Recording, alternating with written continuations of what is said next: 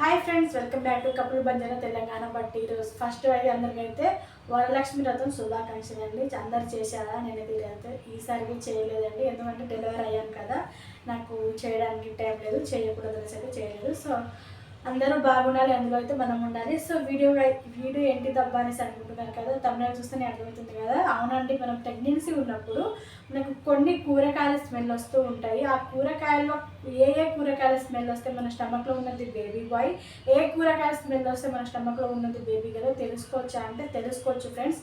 ఎందుకంటే నేను తెలుసుకున్నాను కాబట్టి మీతో షేర్ చేసుకుంటున్నాను. సో ఏంటిదంటే మనకు ఫస్ట్ అయితే వీడియో నచ్చితే ఒక లైక్ చేయండి, షేర్ చేయండి, కామెంట్ చేయండి. ఇలాంటి మంచి మంచి వీడియోస్ కోసం మనం తప్పకుండా సబ్స్క్రైబ్ చేసుకోండి.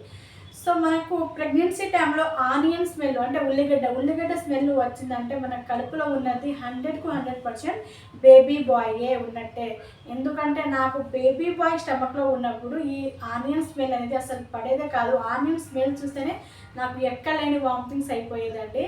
సో వామిటింగ్స్ అలా అది ఆనియన్తో పెట్టిన ఫుడ్ అంతా స్కిప్ చేశాను. అసలు ఏ ఫుడ్ తీసుకోలేదు ఆనియన్తో చేసింది.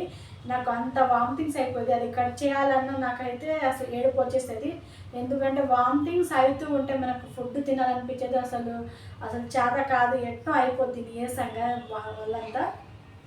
సో అందుకనేసే మీకు ప్రెగ్నెన్సీ ఉన్నప్పుడు ఆనియన్ స్మెల్ అవుతుందంటే మీ కడుపులో ఉన్నది బేబీ బాయే. ఈ స్మెల్ వస్తుందా లేదా మీరు అదే ఒకసారి అయితే గెస్ చేస్తూ ఉండండి. సో ఎలాంటి స్మెల్ లేకుండా అన్ని వెజిటేబుల్స్ తింటూ ఉన్నట్టయితే అది బేబీ గర్ల్ ఉండొచ్చేమో బేబీ. ఎందుకంటే నేను పాప ఉన్నప్పుడు నాకు ఏ కూరగాయల స్మెల్ అయితే అస్సలు రాలేదండి, అన్ని కూరగాయలు తిన్నాను. సో బాబు అప్పుడే ఈ ఆనియన్ స్మెల్ అయితే చాలా వచ్చేది. అసలు తినేదాన్ని కాదు, వామిటింగ్స్ అయిపోయేది, అందుకే తినేదాన్ని కాదు. సో మన వీడియో నచ్చితే లైక్ చేయండి, షేర్ చేయండి. ఇలాంటి మంచి మంచి వీడియోస్ కోసం మన తప్పకుండా సబ్స్క్రైబ్ చేసుకోండి. సో ఈ చిన్న ఇన్ఫర్మేషన్ మీతో షేర్ చేసుకుందాం అనేసి అయితే వీడియో అయితే చేశానండి. వీడియో ఎలా అనిపించిందో కామెంట్ తప్పకుండా కామెంట్ చేయండి. మీకు ఎలాంటి వీడియోస్ కావాలో ఆ వీడియోస్ చేసి పెడతాను, కామెంట్ చేయండి. సో మచ్ అండి, థ్యాంక్ యూ సో మచ్. ఇప్పుడు నాకు సపోర్ట్ చేస్తూ ఉన్నారు, అలాగే సపోర్ట్ చేస్తూ ఉంటారని మనస్ఫూర్తి అయితే కోరుకుంటున్నాను. So thank you so much, thank you for watch.